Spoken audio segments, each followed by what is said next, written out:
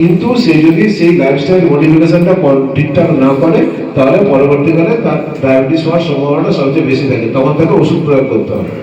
Main টপিকটা হচ্ছে আধুনিক জীবনে ডায়াবেটিস এবং হাইপারটেনশনের প্রভাব ও তার প্রতিকার। আমরা যদি লক্ষ্য করি যে আজ ডায়াবেটিস প্রায় প্রত্যেকটা বাড়িতে বাড়িতে পৌঁছে গেছে। এমন কোনো বাড়ি নেই যে তার পরিবারের কেউ ডায়াবেটিসে আক্রান্ত নেই, খুব কম। মানে প্রত্যেকটা বাড়িতে কেউ না কেউ রয়েছে পরিবারের ডায়াবেটিসে আক্রান্ত। এই মডার্ন এপিডেমিক মানে এত হারে ছড়িয়ে গেছে, সেই জন্য এটাকে মডার্ন এপিডেমিক বলা হয়। যেমন এর মধ্যে রয়েছে ডায়াবেটিস রয়েছে, হাইপারটেনশন রয়েছে, কার্ডিয়াক ডিজিজ রয়েছে, স্ট্রোক রয়েছে। তো এগুলো আমাদের যে মডার্ন লাইফস্টাইল, এই মডার্ন লাইফস্টাইলের সাথে সাথে প্রচণ্ড পরিমাণে আমাদের দেশে বাড়তে শুরু করেছে। আগে যে মডার্ন যে কান্ট্রিগুলো ছিল, ডেভেলপ কান্ট্রি, ধরুন ইউএসএ, ইউরোপ, এগুলোতে সবচেয়ে বেশি প্রাদুর্ভাব ঘটেছিল। এখন ওরা কন্ট্রোল করে নিচ্ছে, কিন্তু ওদের দেখা যায় কি আমরা যে লাইফস্টাইল চেঞ্জ করে ফেলেছি, আমাদের ক্ষেত্রে এখন মারাত্মক হিসাবে মানে ধরেছি। এবার আমাদের যদি এই আমাদের লাইফস্টাইলটাকে মডিফিকেশন না করি, তাহলে এমন একটা দিন আসবে, মানে এমন যে আমাদের পরের জেনারেশন দেখা যাবে প্রত্যেকেই ডায়াবেটিস এবং হাইপারটেনশনে আমরা ভুগছি। তো আমরা সেটা স্যার কাছ থেকে আগে জানবো যে ডায়াবেটিস এবং হাইপারটেনশন নিয়ে, এবং আমাদের যে আধুনিক জীবনে কীভাবে প্রভাব পড়ছে এবং কীভাবে এর থেকে আমরা মুক্তি পেতে পারি, যাতে আমরা আমাদের যে ভবিষ্যৎ প্রজন্ম তাদেরকে বাঁচাতে পারি। তো আমি স্যারকে অনুরোধ করব আজকের যে টপিক সেই বিষয়ে আলোচনা করার জন্য।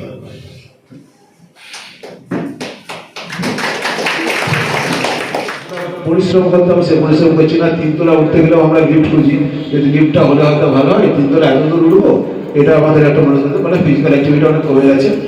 বাড়িতে আগে যে জল আনতে হলে, যদি গ্রামের দিকেও আমি ধরি, বাড়িতে একটা জল আনতে হলে আমাদের আগে জল আনতে হতো 1 মিটার, 1 কিলোমিটার বা 1.5 কিলোমিটার দূর থেকে জল আনতে হতো। যদি এটা খুব স্বাস্থ্যকর পরিবেশ নয়, সেটা আমি স্বীকার করছি, কিন্তু ফিজিক্যাল অ্যাক্টিভিটিটা বাড়তো।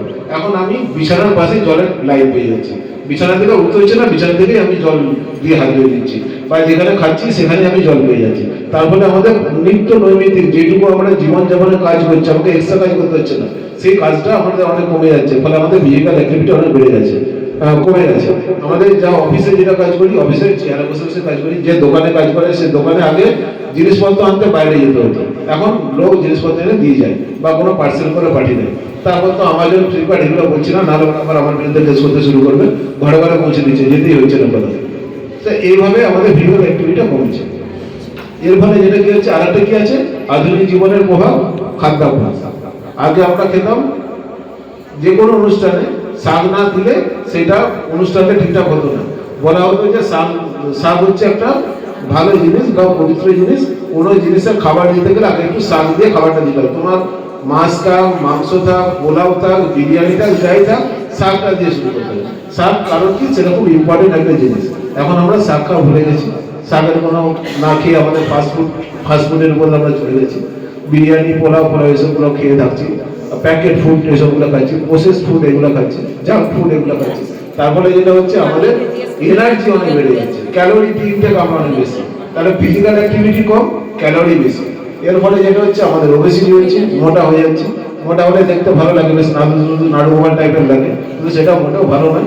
একটুখানি রোগা হয়ে থাকাটাই ভালো। মুখের মধ্যে গ্লেজ যত কম থাকবে তত ভালো।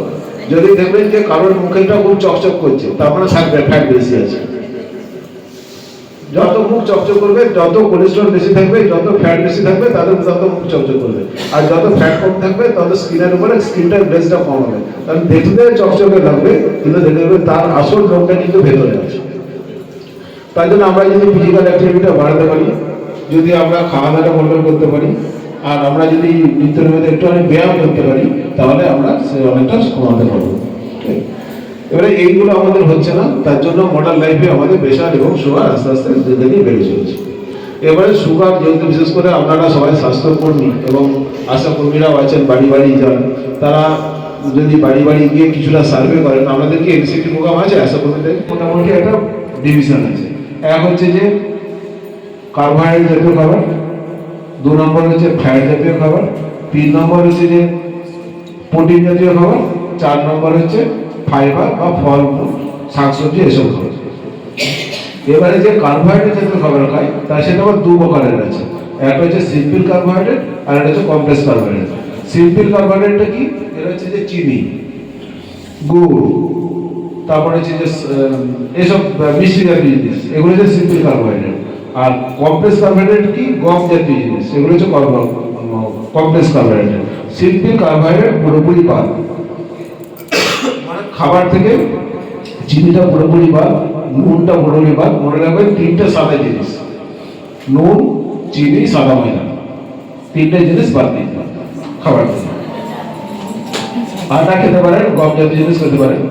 এরপর যখন সকালবেলায় যে খাবে, আর আরেকটা জিনিস মনে রাখতে হবে, আমরা খুব প্রচুর পরিমাণে বিস্কুট খাই বা কেক খাই, এইগুলোকে বলা হয় লুকায়িত ক্যালোরি, মানে হিডেন ক্যালোরি। মনে হয় খেলাম না কিছু, ওখানে গেলাম চা দোকানে বসলাম আর চা খেলাম, দুটো বিস্কুট খেয়ে নিলাম। এদের বাড়ি গেলাম, বলে এই চা খা, দুটো বিস্কুট খেয়ে নিলাম। এই যে টুকটাক করে যে 2-4টে করে বিস্কুট খাচ্ছে, এতে প্রচুর ক্যালোরি আমাদের দেহের মধ্যে ঢুকে, যেটা হচ্ছে আমরা হিসাবের মধ্যে নেই, কিন্তু আমাদের দেহের মধ্যে ঢুকে যাচ্ছে। এখানে প্রচুর এনার্জি আমাদের কেন করি। তারপরে যেটা হয়, সুগারটা কখনো কন্ট্রোলে থাকবে না। হয়তো মনে হয় আমি ডায়েট কন্ট্রোল করছি, মনে হয় আমি যা পরিমিত খাবার সেটা খাচ্ছি, কিন্তু এই যে টুকটাক চলে যায়, মুখ চালানো যেটাকে বলে, তো মুখ চালানো, চানাচুর, pastry, cake, biscuit, pakora, pasta, এইসব ধরনের এইগুলো, একটু হয়তো চাউমিন খেয়ে নিলাম, এইসব খাবারগুলো কিন্তু হাই এনার্জেটিক ডায়েট।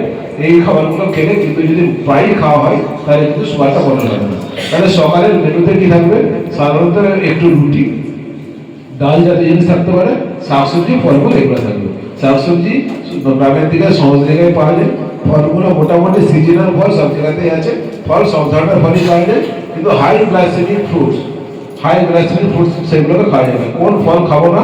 আম খাবো না, কাঁঠাল খাবো না, কলা খাবো না, আঙুর খাবো না, খেজুর খাবো না।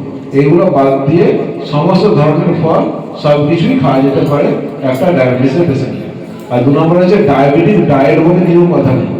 আমরা যেটা ডায়াবেটিক ডায়েট বলি, ডায়াবেটিক ডায়েট কথা না, কথাটা হচ্ছে প্রপার ডায়েট। আমরা যদি প্রপার ডায়েট খাই তাহলে আমরা কন্ট্রোল করতে পারবো। এই গেল ব্রেকফাস্টটা সাধারণত কখন করে নেওয়া হয় না, 9টা থেকে 9টার মধ্যে কন্ট্রোল করতে পারি।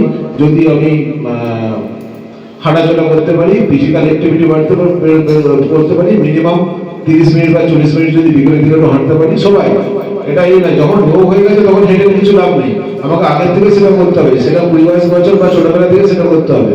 কিন্তু সেগুলো যদি আমরা করতে পারি তাহলে এই রোগটা দেরিতে হবে। আমি বলছি না প্রেশার হবে না, আমি বলছি না ডায়াবেটিস হবে না, আমি বলছি এটা হবে, কিন্তু দেরিতে হবে, এবং দেরিতে হলেও সেটা নিয়ন্ত্রিত থাকবে।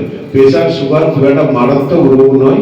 এখন যে পরিমাণে ওষুধ বেরিয়ে গেছে তাদের প্রেশার, সুগার যদি আমরা এই রিস্ক ফ্যাক্টরগুলোকে মেনে চলি বা আমরা যদি নিয়ন্ত্রিত জীবনযাপন করি, তাহলে যা ওষুধপত্র আছে, অন্য নন ডায়াবেটিক, নন হাইপারটেনসিভ পেশেন্টের যা আয়ুকাল, সারা জীবন কেউ বাঁচবে না। আপনি যদি দেখুন 2000 বছর, 3000 বছর বাঁচবেন না। সবারই একটা আমাদের লাইফ এক্সপেক্টেন্সি হচ্ছে এখন 70 বছর চলছে, 70 বছর 80 বছর বাড়বে, মোটামুটি ঠিক আছে, একটা এক্সপেক্টেড লাইফ লিড করছে। কিন্তু একটা নন ডায়াবেটিক পেশেন্ট যেরকম বাঁচে, একজন ডায়াবেটিক পেশেন্টও সুস্থ অবস্থায় এবং তার কোনো জটিলতা ছাড়াই 70 বছর বা 80 বছর বাঁচতে পারে যদি স্যার নিয়মকানুন এবং ওষুধপত্র ঠিকঠাক খায়। তো তাহলে আমাদের প্রথম লক্ষ্য কী থাকবে? বিশেষ করে যারা গ্রামীণ কাজ করছেন বা যারা আশ্রমীরা কাজ করছেন, সেখানে যদি কোনো, আমার প্রথম ডায়াগনোসিস করা হচ্ছে যে তাদের সুগারটা আছে কিনা বা তাদের প্রেশারটা আছে কিনা। এবার কোন বয়সে আমি তাদের সুগারটা দেখবো? বাড়িতে গেলে তো আমি সুগার দেখবো না, বিশেষ করে 40 বছর যাদের হয়ে গেছে। আমরা যদি 30 বছর হয় সবচেয়ে ভালো, কিন্তু 30 বছর হলে পপুলেশনটা অনেক বেড়ে যাবে, তাই জন্য 40 বছর কাট অফ পয়েন্ট রাখা আছে। 40 বছরের উপর হয়ে গেলে তাকে আপনি সুগারটা চেক করবে, সুগার আছে কিনা। তার মধ্যে আমি তো যেগুলো বললাম, খাবার দাবার নিয়মকানুন, সেগুলো তো আমাদের করতে হবে। এগুলো তো প্রত্যেকের ক্ষেত্রেই প্রযোজ্য, শুধুমাত্র অন্যদের ক্ষেত্রে আর আমাদের ক্ষেত্রে নয় তা তো নয়, আমার ক্ষেত্রেও প্রযোজ্য এবং যারা সাধারণ মানুষ তাদের ক্ষেত্রেও প্রযোজ্য। তাদেরকে সুগারটাকে চেক করা। এছাড়া যদি তার বাবা মার ডায়াবেটিস থাকে তাহলে তার সুগারটা আর্লি চেক করতে হবে, কারণ তার সুগার হওয়ার সম্ভাবনাটা অনেক বেশি। এছাড়া তার যদি বাবা মার প্রেশার থাকে তাহলে তার প্রেশার হওয়ার সম্ভাবনাটা বেশি, তখন তার 30 বছর উপর থেকে তার প্রেশারটা চেক করা উচিত। মিনিমাম বছরে একবার বা 6 মাস অন্তর অন্তর একবার প্রেশারটা চেক করা উচিত। আর সুগারটাও 6 মাস অন্তর অন্তর বা 1 বছর অন্তর অন্তর চেক করা উচিত যদি সুগার কারোর থাকে, রিস্ক ফ্যাক্টর থাকে। এবারে যখন আপনি সুগার বেশি পেলেন তখন আপনাদের ওষুধও দিয়েছে তো বলে, ওষুধ দিয়েছে, ওষুধ দিয়ে শুরু করে দিলেন, দিয়ে তারপরে আপনি সেন্টারে ডাক্তারের সঙ্গে পরামর্শ করতে বলেন, সেভাবে তার ট্রিটমেন্টটা চলবে। তাহলে যেটা হচ্ছে যে যখন তার সুগার ধরা পড়লো বা প্রেশার ধরা পড়লো তখন তাদেরকে আপনাকে ডায়েট বলতে হবে যে কি ডায়েট আমি দেবো। এবারে প্রেশারের ক্ষেত্রে সাধারণত বলে ড্যাশ ডায়েট। ড্যাশ মানে কি? Dietary approach to stop hypertension, DASH, dietary approach to stop hypertension. তাদের কি বলা আছে যে লো সল্ট মানে নুন কম খাবে, শাকসবজি বেশি খাবে, ফাইবার যুক্ত খাবার বেশি খাবে এবং ফ্যাট জাতীয় জিনিসটা কম খাবে। এই ধরনের খাবার দাবার করবে, ফিজিক্যাল অ্যাক্টিভিটি করবে, তাহলে প্রেশার হওয়ার কন্ট্রোলে থাকবে বা প্রেশার হতে দেরি হবে। এই ধরনের ডায়েট কন্ট্রোল করা হয় এবং এছাড়া ওদের যে ম্যানেজমেন্ট করা হয় হাইপারটেনশনের ম্যানেজমেন্টের উপরে দিয়েছে। এবার সাধারণত প্রেশারের 4 ধরনের ওষুধ আছে, ABCD। এ মানে হচ্ছে যে এসি বা এআরবি মানে ডায়াবেটিস, লোসাটন, টেলমিসাটন আমাদের দেওয়া আছে, আর এসবগুলো হচ্ছে এসি। আর বি মানে হচ্ছে যে বিটা ব্লকার মানে হচ্ছে মেটোপ্রোল, ল্যাটিনোল, এইগুলো।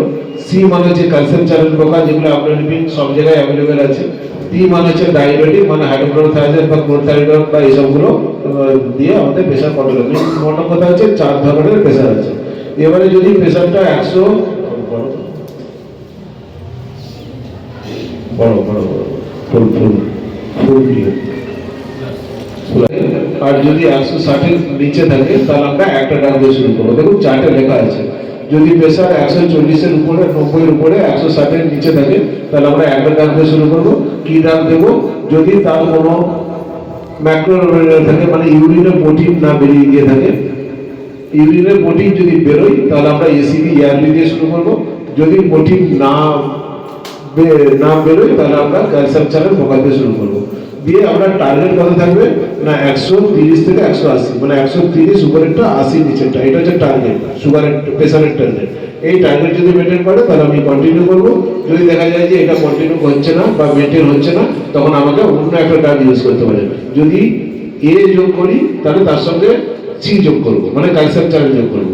যদি এ দিয়ে মানে এসিডি বা ইআরবি দিয়ে তার যদি প্রেশার কন্ট্রোল না হয় তাহলে তখন তাকে সি দিতে হবে, মানে হচ্ছে ক্যালসিয়াম চ্যানেল ব্লকার অ্যাড করতে হবে, অথবা বি দিতে হবে, বিটা ব্লকার ইউজ করতে হবে, অথবা ডায়াবেটিক ইউজ করতে হবে। সাধারণত আমাদের গ্রীষ্মকালে, আমাদের গ্রীষ্মপ্রধান এলাকায় বিশেষ করে ভারতবর্ষে বা পশ্চিমবঙ্গে আমরা সাধারণত গ্রীষ্মকালে ডায়াবেটিক দিই না। কারণ ডায়াবেটিক দিলে কি হয়, অধিকাংশ গ্রামের দিকে মানুষ মাঠে ঘাটে কাজ করে, তাদেরকে যদি ডায়াবেটিক দিই তাহলে সোডিয়াম পটাসিয়াম বা ডিসইলেকট্রোলাইটিমা হওয়ার চান্স বেশি থাকে। তাহলে তাদেরকে আমরা শুরু করবো কি অ্যামলোডিপিন বা টেলমিসাটন, এসিবি অথবা ক্যালসিয়াম চ্যানেল ব্লকার, তার সঙ্গে যদি না হয় তখন বিটা ব্লকার, তারপরে যদি না হয় তখন হাইড্রোক্লোরোথায়াজিন। কিন্তু আমাদের প্রথম লক্ষ্য থাকবে যদি সুগার প্রেশার ধরা পড়ে, তার যদি কোনো কমপ্লিকেশন না থাকে, তার যদি সুগার না থাকে অথবা ইউরিনের সাথে প্রোটিন বেরিয়ে যাচ্ছে না যাচ্ছে, তখন আমরা শুরু করবো অ্যামলোডিপিন। আর যদি তার প্রেশার প্লাস ইউরিনের সাথে প্রোটিন বেরিয়ে যাচ্ছে অথবা তার সঙ্গে তার সুগার আছে, তখন আমাকে এসিবি বা এআরবি দিয়ে শুরু করতে হবে, মানে টেলমিসাটন দিয়ে শুরু করতে হবে। যদি টেলমিসাটনে কন্ট্রোল না হয় তাহলে সেখানে আমরা অ্যামলোডিপিন শুরু করতে পারি। বিশেষ করে শীতকালের দিকে প্রেশার কন্ট্রোল করা খুব মুশকিল, তখন তাহলে আমাকে হাইড্রোক্লোরোথায়াজিন শুরু করতে হবে, ঠিক আছে। কিন্তু হাইড্রোক্লোরোথায়াজিনটা সাধারণত আমরা অ্যাভয়েড করি গ্রীষ্মকালে, কারণ ডিসইলেকট্রোলাইটিমিয়া বা সোডিয়াম পটাসিয়াম কমে যাওয়ার সম্ভাবনা বেশি থাকে।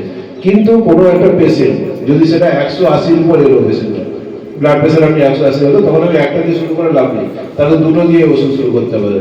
হয় আপনি এসি এআরবি দিলেন, তার সঙ্গে সিসিবি দিলেন বা ক্যালসিয়াম চ্যানেল ব্লকার দিলেন, অ্যামলোডিপিন বা টেলমিসাটন একসাথে শুরু করলেন, অথবা তার সঙ্গে আরেক ওষুধ যোগ করলেন যদি না কন্ট্রোল না হয়। এইভাবে আপনাকে টার্গেট থাকতে হবে, উপরে প্রেশারটা যেন 130 থাকে আর নিচের প্রেশারটা যেন 80 থাকে। এই গেল ম্যানেজমেন্ট। তাহলে আমি প্রথম হচ্ছে যে আর্লি ডায়াগনোসিস প্রেশারের ক্ষেত্রে, কারণ অনেক ক্ষেত্রে আমরা দেখেছি এমন সময় এসে স্ট্রোক নিয়ে এসে প্রেশার বলে আমার তো প্রেশার নেই, প্রেশার তো নর্মাল ছিল, আমাদের প্রেশার লো থাকে। অনেকে বলে আমার প্রেশার লো ছিল, তারপর আমরা যখন এখানে এসছে দেখছি যে 200 প্রেশার, পেশেন্টের স্ট্রোক হয়ে গেছে। এরকম যে এই যে এনসিডির মধ্যে যেটা ডক্টর জিয়াউর রহমান কথা বলো কার্ডিওভাস্কুলার অ্যাক্সিডেন্ট, যেটা হচ্ছে স্ট্রোক, হার্ট অ্যাটাক, এইগুলো হওয়ার প্রবণতা বেশি থাকে। তাহলে এমন একটা পর্যায়ে নিয়ে যাবো না পেশেন্টকে যেখানে হচ্ছে পেশেন্ট হার্ট অ্যাটাক করে নিয়ে এলো বা পেশেন্ট স্ট্রোক করে নিয়ে এলো, সেটা হচ্ছে লাইফ থ্রেটেনিং কন্ডিশন, পেশেন্টকে বাঁচানো সম্ভব নয়। তার জন্য আমাদের লক্ষ্য থাকবে আর্লি ডায়াগনোসিস। যে কোনো নন কমিউনিকেবল ডিজিজের ক্ষেত্রে প্রথম হচ্ছে লাইফস্টাইল মডিফিকেশন, সেকেন্ড হচ্ছে আর্লি ডায়াগনোসিস। যত তাড়াতাড়ি আমরা পারবো প্রেশার সুগারটাকে ধরবো, ডায়াগনোসিস করবো এবং সেই প্রেশার সুগারটাকে কন্ট্রোল করার চেষ্টা করবো। এইগুলো যদি আমরা করতে পারি তাহলে পরবর্তীকালে কমপ্লিকেশনের হাত থেকে বা মোর্টালিটির হাত থেকে, পেশেন্ট মারা যাওয়ার হাত থেকে, মরবিডিটির হাত থেকে আমরা অনেকটা রেহাই পাবো। আমাদের লক্ষ্য নয় যে পেশেন্ট মারা যাক, আমাদের লক্ষ্য হচ্ছে যে পেশেন্টের আর্লি ডায়াগনোসিস এবং ট্রিটমেন্টটা করা। যে কোনো নন কমিউনিকেবল ডিজিজের ক্ষেত্রেই একই ব্যাপার। এছাড়া যদি আমি সুগারের কথা ধরি, সুগার যেটা বললাম, ডায়াবেটিস আমাদের অনেক দিন থেকেই আছে এবং আগে যেটা ছিল সেটা হচ্ছে ডায়াবেটিসের অনেক ড্রাগ পাওয়া যেত না। কারণ আপনারা জানেন বিবেকানন্দ ডায়াবেটিসে মারা গেছিলেন, সেই সময় কোনো সুগারের ওষুধ পাওয়া যায়নি। তার জন্য খুব কম বয়সে 39 বছর বয়সে ওনাকে চলে যেতে হয়েছিল। কিন্তু ওই সময় যদি সুগারের ওষুধ থাকতো বা পাওয়া যেত তাহলে হয়তো উনি অনেকদিন বেঁচে থাকতেন এবং আমরা অনেক শিক্ষা ওনার কাছ থেকে পেতে পারতাম। কিন্তু আমাদের দুর্ভাগ্যের বিষয়, উনি যেদিন মারা গেছেন তার 1 থেকে 2 বছর বাদে ইনসুলিন আবিষ্কার করা হয়েছিল।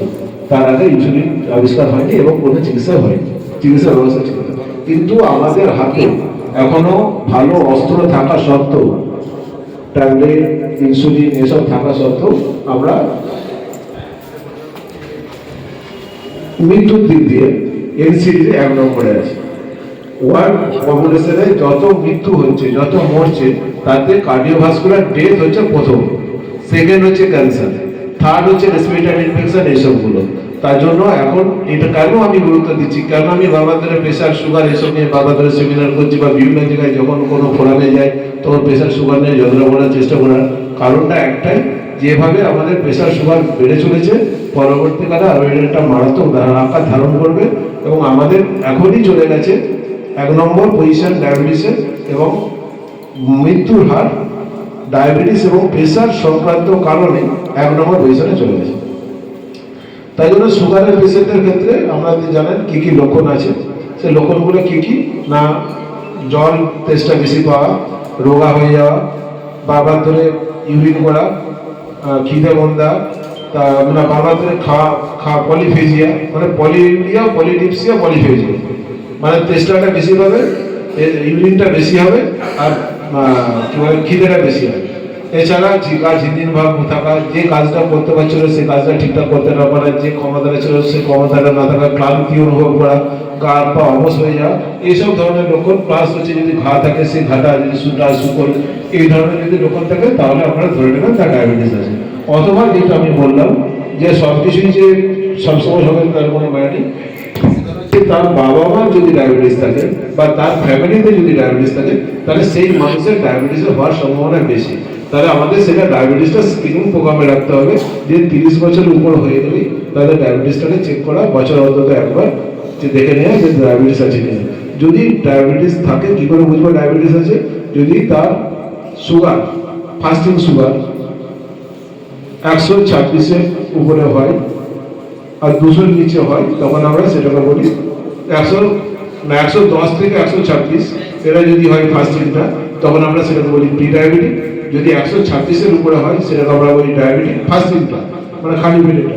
আর খাওয়ার পরে একটা 2 ঘন্টা বাদে যদি সেটা 140 থেকে 200-এর মধ্যে হয় তাহলে প্রি ডায়াবেটিক, আর 200-এর উপরে হলে লাইফস্টাইল মডিফিকেশন, খাওয়া দাওয়া কন্ট্রোল করো, আর হচ্ছে যে হাঁটাচলা, ব্যায়াম এগুলো বাড়ানো। তাহলে অধিকাংশ ক্ষেত্রে দেখা গেছে সুগারটা কন্ট্রোলে থাকে এবং অনেকদিন বাদে তার সুগারটা হয়তো ধরা পড়তে পারে।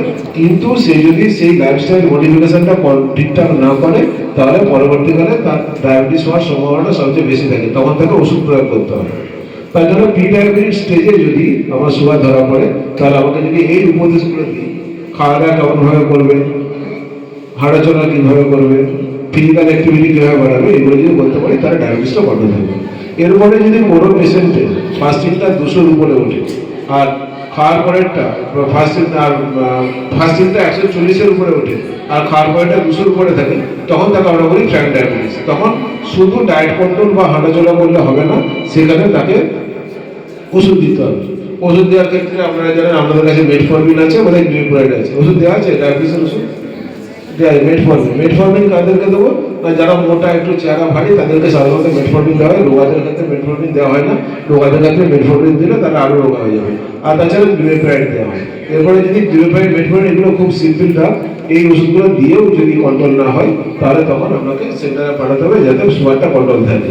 সুগার কন্ট্রোল কখন হবে না, খালি পেটটা আমাকে টার্গেট থাকতে হবে ফাস্টিং ব্লাড সুগারটা 100-এর নিচে রাখা, আর খাওয়ার পরে সুগারটা পিপি সুগারটা 130 থেকে 140-এর মধ্যে রাখা।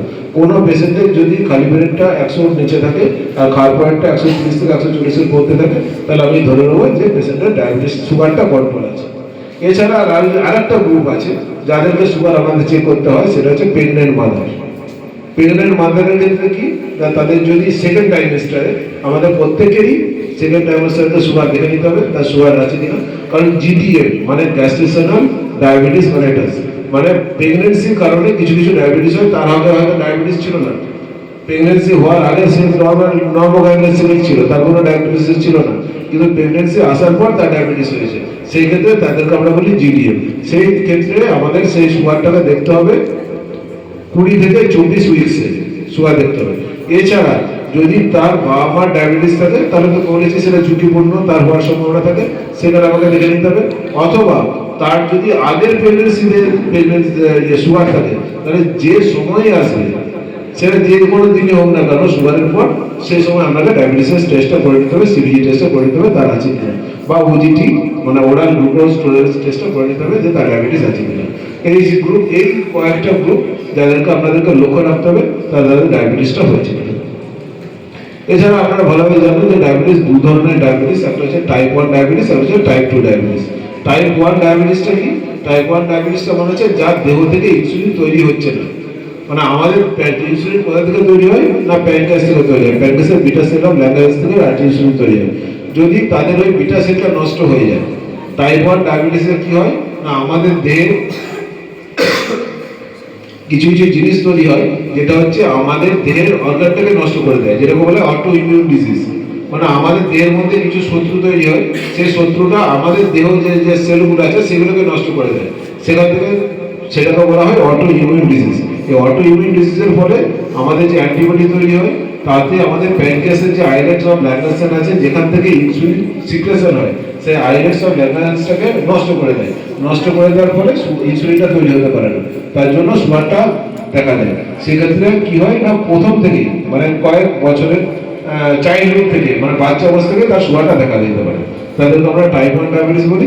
সেখানে চিকিৎসা কিন্তু ইনসুলিন, সেখানে কিন্তু কোনো ট্যাবলেট কোনো কিছু কাজ করবে না, কারণ ট্যাবলেটটা কি কাজ করে, প্যানক্রিয়াস থেকে ইনসুলিনটাকে সিক্রেশন করে।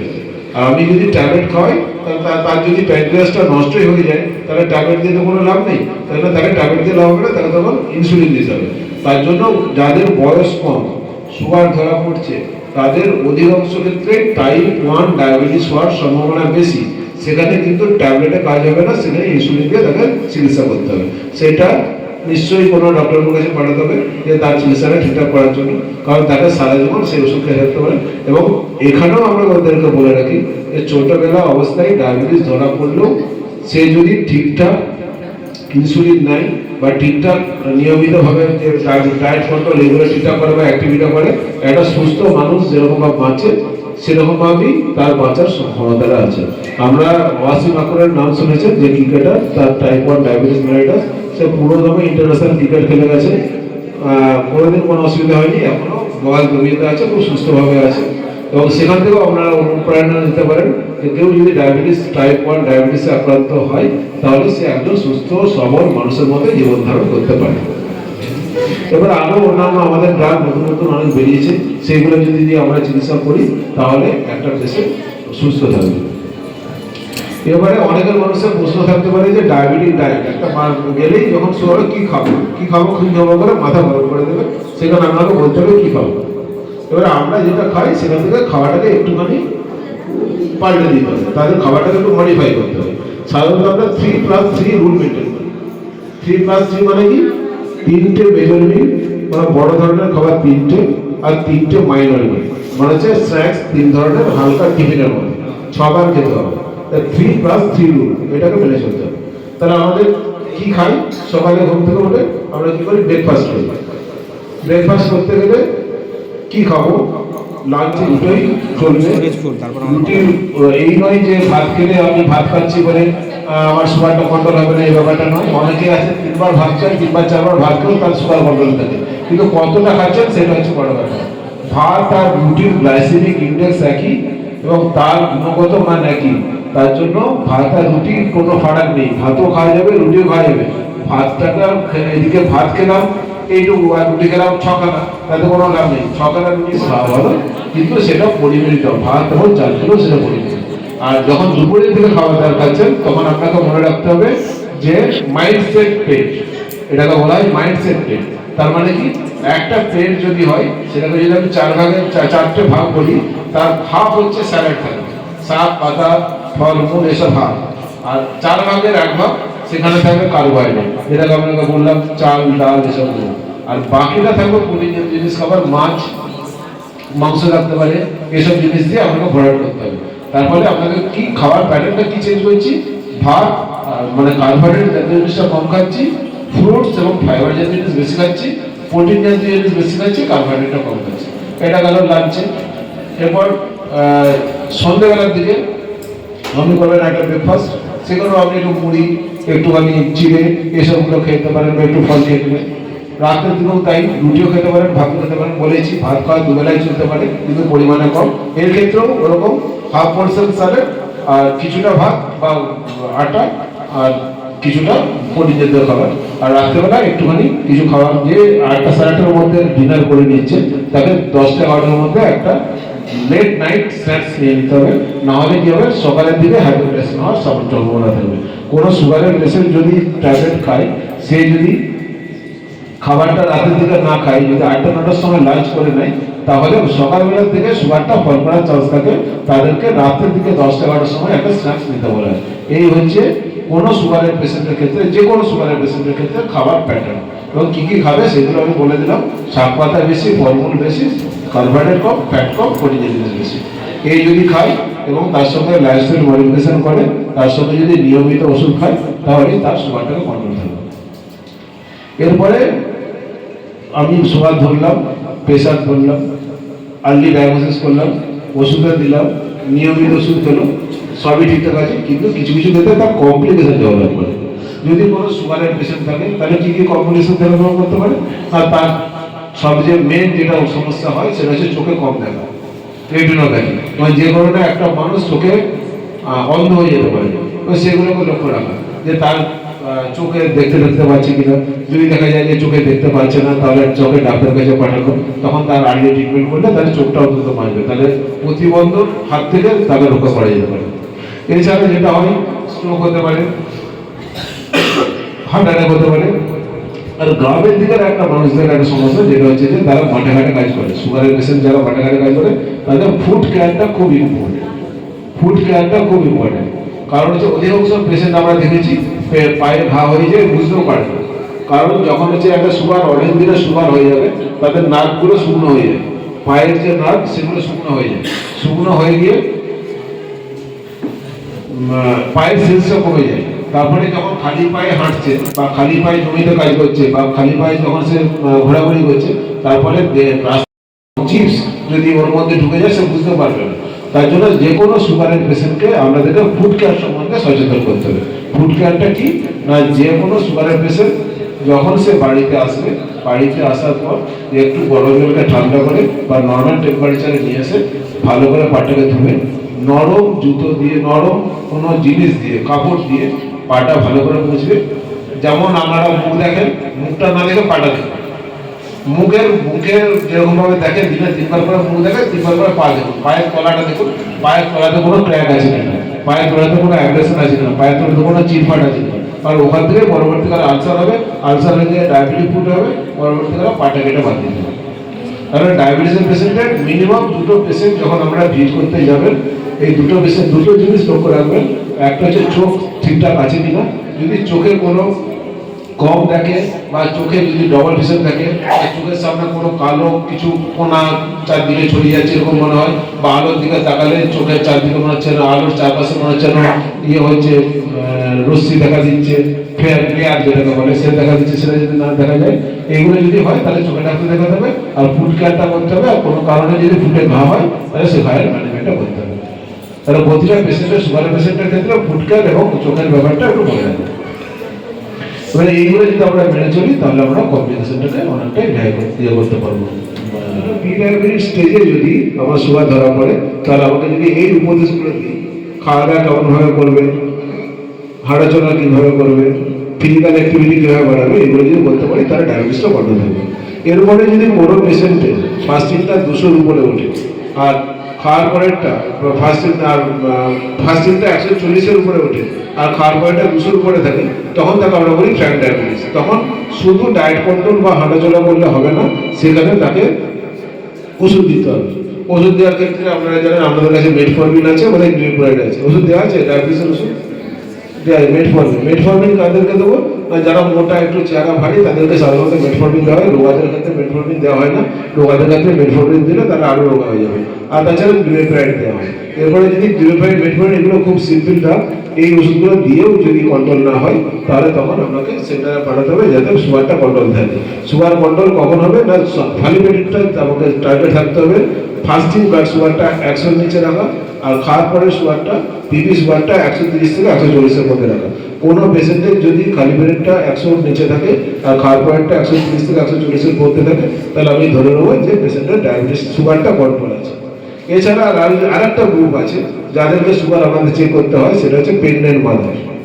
প্রেগনেন্ট মাদারের ক্ষেত্রে কি না, তাদের যদি সেকেন্ড ট্রাইমেস্টারে, আমাদের প্রত্যেকেরই সেকেন্ড ট্রাইমেস্টারে সুগার দেখে নিতে হবে তার সুগার আছে কিনা, কারণ জিটিএম মানে গ্যাস্ট্রেশনাল ডায়াবেটিস মেলাইটাস, মানে প্রেগনেন্সির কারণে কিছু কিছু ডায়াবেটিস হয়, তার আগে হয়তো ডায়াবেটিস ছিল না, প্রেগনেন্সি হওয়ার আগে সে নর্মোগ্লাইসেমিক ছিল, তার কোনো ডায়াবেটিস ছিল না, কিন্তু প্রেগনেন্সি আসার পর তার ডায়াবেটিস হয়েছে, সেই ক্ষেত্রে তাদেরকে আমরা বলি জিডিএম। সেই ক্ষেত্রে আমাদের সেই সুগারটাকে দেখতে হবে 20 থেকে 24 উইক্সে সুগার দেখতে হবে। এছাড়া যদি তার বাবা মার ডায়াবেটিস থাকে তাহলে তো বলেছি সেটা ঝুঁকিপূর্ণ, তার হওয়ার সম্ভাবনা থাকে, সেখানে আমাকে দেখে নিতে হবে।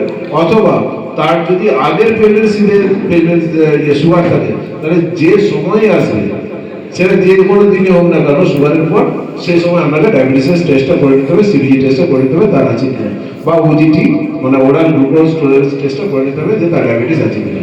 এই যে গ্রুপ, এই কয়েকটা গ্রুপ যাদেরকে আপনাদেরকে লক্ষ্য রাখতে হবে তাদের ডায়াবেটিসটা হয়েছে কিনা। এছাড়া আপনারা ভালোভাবে জানেন যে ডায়াবেটিস 2 ধরনের ডায়াবেটিস, একটা হচ্ছে টাইপ 1 ডায়াবেটিস আর হচ্ছে টাইপ 2 ডায়াবেটিস। টাইপ 1 ডায়াবেটিসটা কি? টাইপ 1 ডায়াবেটিসটা মনে হচ্ছে যার দেহ থেকে ইনসুলিন তৈরি হচ্ছে না, মানে আমাদের ইনসুলিন কোথা থেকে তৈরি হয় না, প্যানক্রিয়াস থেকে তৈরি হয়, প্যানক্রিয়াসের বিটা সেল অফ ল্যাঙ্গারেজ থেকে ইনসুলিন তৈরি হয়। যদি তাদের ওই বিটা সেলটা নষ্ট হয়ে যায়, টাইপ 1 ডায়াবেটিসের কি হয় না, আমাদের দেহের কিছু কিছু জিনিস তৈরি হয় যেটা হচ্ছে আমাদের দেহের অর্গানটাকে নষ্ট করে দেয়, যেটাকে বলে অটো ইমিউন ডিজিজ। মানে আমাদের দেহের মধ্যে কিছু শত্রু তৈরি হয়, সেই শত্রুটা আমাদের দেহ যে সেলগুলো আছে সেগুলোকে নষ্ট করে দেয়, সেখান থেকে সেটাকে বলা হয় অটো ইমিউন ডিজিজ। এই অটো ইমিউন ডিজিজের ফলে আমাদের যে অ্যান্টিবডি তৈরি হয় তাতে আমাদের প্যানক্রিয়াসের যে আইলেটস অফ ল্যাঙ্গারহ্যান্স আছে যেখান থেকে ইনসুলিন সিক্রেশন হয়, সেই আইলেটস অফ ল্যাঙ্গারহ্যান্সটাকে নষ্ট করে দেয়। নষ্ট করে দেওয়ার ফলে ইনসুলিনটা তৈরি হতে পারে না, তার জন্য সুগারটা দেখা যায়। সেক্ষেত্রে কি হয় না, প্রথম থেকেই মানে কয়েক বছরের চাইল্ডহুড থেকে মানে বাচ্চা অবস্থা থেকে তার সুগারটা দেখা দিতে পারে, তাদেরকে আমরা টাইপ 1 ডায়াবেটিস বলি। সেখানে চিকিৎসা কিন্তু ইনসুলিন, সেখানে কিন্তু কোনো ট্যাবলেট কোনো কিছু কাজ করবে না, কারণ ট্যাবলেটটা কি কাজ করে, প্যানক্রিয়াস থেকে ইনসুলিনটাকে সিক্রেশন করে। আর আমি যদি ট্যাবলেট খাওয়াই তার যদি প্যানক্রিয়াসটা নষ্টই হয়ে যায় তাহলে ট্যাবলেট দিয়ে তো কোনো লাভ নেই, তাহলে তাকে ট্যাবলেট দিয়ে লাভ হবে না, তাকে তখন ইনসুলিন দিতে হবে। তার জন্য যাদের বয়স কম সুগার ধরা পড়ছে তাদের অধিকাংশ ক্ষেত্রে টাইপ 1 ডায়াবেটিস হওয়ার সম্ভাবনা বেশি, সেখানে কিন্তু ট্যাবলেটে কাজ হবে না, সেখানে ইনসুলিন দিয়ে তাকে চিকিৎসা করতে হবে। সেটা নিশ্চয়ই কোনো ডক্টরের কাছে পাঠাতে হবে যে তার চিকিৎসাটা ঠিকঠাক করার জন্য, কারণ তাকে সারা জীবন সেই ওষুধ খেয়ে থাকতে পারে। এবং এখানেও আমরা ওদেরকে বলে রাখি যে ছোটবেলা অবস্থায় ডায়াবেটিস ধরা পড়লেও সে যদি ঠিকঠাক ইনসুলিন নেয় বা ঠিকঠাক নিয়মিতভাবে ডায়েট কন্ট্রোল এগুলো ঠিকঠাক করে বা অ্যাক্টিভিটি করে, একটা সুস্থ মানুষ যেরকম বাঁচে সেরকমভাবেই তার বাঁচার সম্ভাবনা আছে। আমরা অভিনন্দন জানাচ্ছি, বিশেষ করে হেলথ পয়েন্টের আজকে প্রতিষ্ঠা দিবস, আজকে 3য় বর্ষ। আস্তে আস্তে 3টে বছর পেরিয়ে গেছে, আস্তে আস্তে হেলথ পয়েন্ট যে অবস্থায় শুরু করেছিল সেই অবস্থা থেকে আস্তে আস্তে সেটা উত্তরোত্তর বৃদ্ধি পাচ্ছে। তাই আমি আশা করবো যে এটা আরও আস্তে আস্তে বাড়ুক এবং আরও মানুষের কাছে পৌঁছে যাক এবং মানুষের পরিষেবা এটা দিক।